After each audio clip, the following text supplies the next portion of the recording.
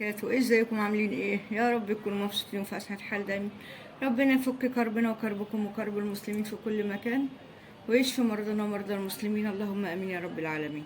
معاكم اختكم جنة رمضان، مطبخ اكلات وحلويات. جايه اعمل معاك النهارده ان شاء الله مشروب لذيذ جدا قوي جدا للدهون. ده علشان تنزيل البطن، علشان الدهون بتاعه الارداف.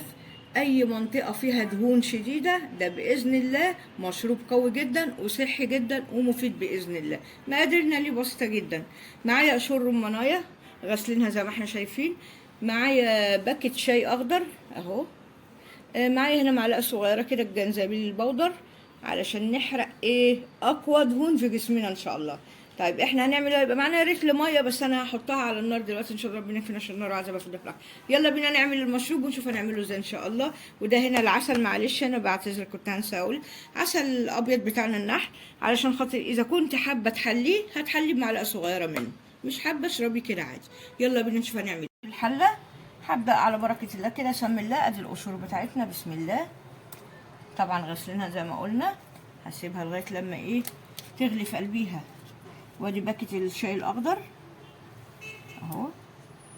خلي بالنا بس نحطها كده عشان ما تطولش النار. ربنا يكفينا شر النار عذاب يا رب في الدنيا وفي الآخرة. ده الجنزبيل حبايبي اهوت بودر اهو. بسم الله. ولا ابسط من كده. مشروب قوي جدا وان شاء الله هيعجبك. يعني هتلاحظي ان شاء الله يعني في مده شهر كده باذن الله بكتيره هتلاقي بدات الارداف عندك نزلت، والبطن كمان نزلت، واي منطقه فيها دهون شديده ان شاء الله مش هتلاقيها تاني. هنسيبه لما يغلي على النار وبعدين نشوف هنعمل ايه. 5 ورجع. رجعت لكم. ادي المشروب الجميل الصحي بتاعنا اللذيذ اهو غلي. صفيناه زي ما احنا شايفين كده. هبدا بقى كده. انا معايا العسل زي ما قلنا، عايزه احليه مثلا بمعلقه اهو.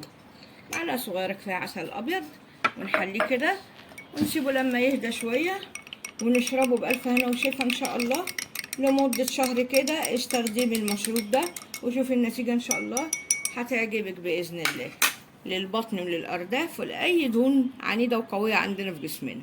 يا رب يكون المشروب عجبكم، ويكون قدرت اوصل لكم معلومه صغيره مفيده.